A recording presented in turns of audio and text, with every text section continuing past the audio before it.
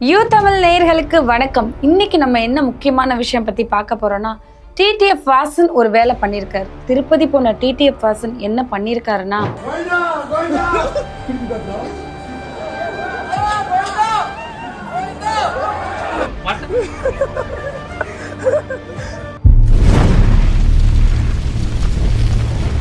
TTF வாசனும் அவங்க friends எல்லாம் சேர்ந்து திருப்பதி போயிருக்காங்க. திருப்பதி போனவர் இங்கேருந்து போகும்போது கார் ஓட்டிட்டு போயிருக்காரு. கார் ஓட்டிட்டு போயிட்டு எப்பயும் போல் சாமியை பார்க்குறதுக்காக ஒரு கூண்டுக்குள்ளே அடைச்சி வைப்பாங்க. அந்த மாதிரி குடோனில் அடைச்சி வச்சுருக்குறாங்க.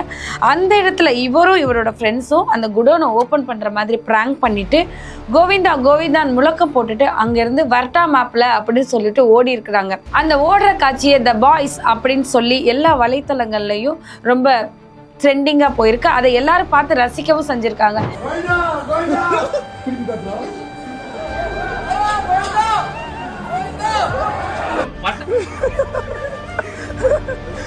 இது ஒரு சட்டவிரோதமான செயல். அங்கே பக்தர்கள் எல்லாம் எவ்வளோ விசுவாசமாக கடவுளை பார்க்கறதுக்காக அங்கே வெயிட் பண்ணிட்டு இருப்பாங்க. அந்த இடத்துல போய் ப்ராங்க் பண்ணலாம். ஆனால் அங்கே போய் ப்ராங்க் பண்ணுறேன்னு சொல்லி கதவை திறந்து அங்கே எல்லாரும் கதவை திறக்க போகிறாங்கன்னு சொன்னோடனே ஒரு பரபரப்பு இருக்கும். எல்லாரும் எழுந்திருப்பாங்க.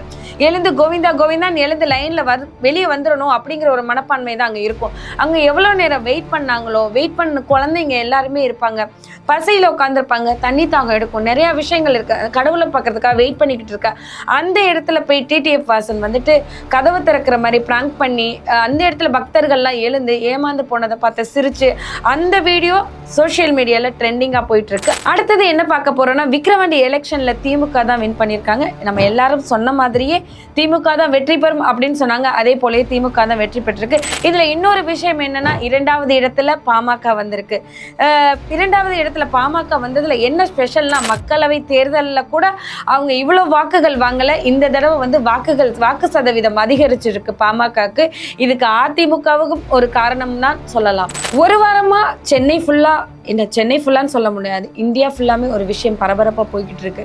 திரு ஆம்ஸ்ட்ராங் அவர்களின் கொலை தான். திரு ஆம்ஸ்ட்ராங் அவர்கள் கொலையில நிறைய விஷயங்கள், நிறைய மர்மங்கள் இருக்குன்னு சொல்றாங்க.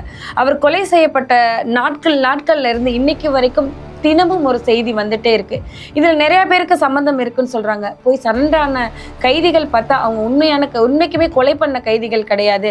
அவங்கள யாரோ போய் சரண்டராக சொல்லியிருக்காங்க. இந்த பின்னணியில நிறைய விஷயங்கள் இருக்கு, நிறைய சந்தேகங்கள் இருக்கு. இது அரசியல் கொலையா, இல்லை யாருமே ஏதாவது ஒரு மோட்டிவோட கொலை பண்ணிட்டாங்களா அப்படிங்கிற நிறைய குழப்பங்கள் ஏற்பட்டுட்டே இருக்கு. இதுல இன்னொரு விஷயம் என்னன்னா, இந்த கொலைக்கெல்லாம் ஸ்கெட்ச் போட்டு கொடுத்தது யாருன்னு பார்த்தா, ஒரு பக்கம் வந்து ஆருத்ரால இருக்கிற பிரச்சனைன்னு சொல்றாங்க, ஒரு பக்கம் பார்த்தா ஆற்காடு சுரேஷ் கொலை வழக்கு தான் அப்படின்னு சொல்றாங்க. இதுக்கு நடுவுல யாரோ ஒரு வழக்கறிஞர் தான் இதுக்கெல்லாம் பிளான் போட்டு கொடுத்திருக்கிறாரு அப்படிங்கிற பேச்சும் வெளியாகிட்டு இருக்கு. அதை பத்தி நம்ம தெளிவா பார்க்கலாம்.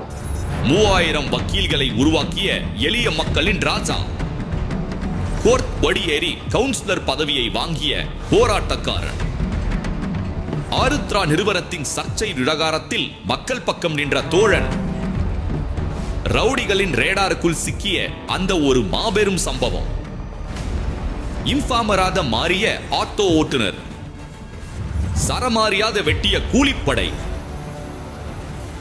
அடுத்தடுத்து வெடிக்கும் அரசியல் பட்டாசுகள். யார் இந்த ஆம்ஸ்ட்ராங்? சேகர் பாபு அவர்கள் பேசின ஒரு வீடியோ வெளியே வந்திருக்கு. அந்த வீடியோவை பார்க்கலாம். அந்த வீடியோவில் அவர் என்ன சொல்றாருன்னா, காவலரை கூட காப்பாற்ற துப்பு இல்லாம ஆட்சி நடத்தும் அரசியல் பண்ணும் இபிஎஸ் அவர்கள் இதெல்லாம் பத்தி பேசக்கூடாது, எங்களையெல்லாம் பத்தி பேசக்கூடாது, அவருக்கு எந்த விதமான தகுதியும் இல்லை அப்படிங்கிறதையும் சொல்லியிருக்காரு. 2 நாட்களுக்கு முன்னாடி சாட்டை துரைமுருகன் அவர்கள் ஒரு பாடல் பாடி, அந்த பாடல் வந்து பெரிய அளவுல வந்துட்டு பிரச்சனையாச்சு. அதுக்கு அவரை கைதும் பண்ணிட்டு போனாங்க. கைது பண்ணி வெளியும் விட்டுட்டாங்க. அதுக்கு இவர் சீமானை பத்தி நிறைய விஷயங்கள் கேட்டிருக்காரு. அது உங்களுக்காக. புகார்களை கொண்டு வந்திருக்கின்றார்கள். சட்டப்படி சாத்தியக்கூறுகள் இருந்தால் நிச்சயமாக நடவடிக்கை எடுக்கப்படும். இதே பொருள் குறித்து அவர் பாடிய பாடலுக்கு ஏற்கனவே வருத்தம் தெரிவித்திருக்கின்றார். காவலரை கூட காப்பாற்ற முடியாத துப்புக்கெட்ட ஒரு ஆட்சியை நடத்தி கொண்டிருந்த எடப்பாடி பழனிசாமிக்கு சட்டம் ஒழுங்கை பற்றி பேசுவதற்கு எந்த விதமான அருகதையும். கலைஞர் குறித்து தவறான பாடல் பாடியதற்காக அவரு சாட்டை துரைமுருகனை அரெஸ்ட் பண்ணீங்க. அவரு அது என்னால முடிஞ்ச சீமான் என்ன கைது பண்ணி பாருங்கன்னு சொல்லிட்டு அவரும் அந்த பாடல் அவர் மேல எந்த நடவடிக்கை எடுக்கப்படும்? நிச்சயமாக அது குறித்து நிறைய காவல் நிலையங்களில் தற்போது பொதுநல விரும்பிகள் புகார்களை கொண்டு வந்திருக்கின்றார்கள். சட்டப்படி சாத்தியக்கூறுகள் இருந்தால் நிச்சயமாக நடவடிக்கை எடுக்கப்படும். இதே பொருள் குறித்து அவர் பாடிய பாடலுக்கு ஏற்கனவே வருத்தம் தெரிவித்திருக்கின்றார் இறைக்கல் நாட்டில் கொண்ட சீமானவர்.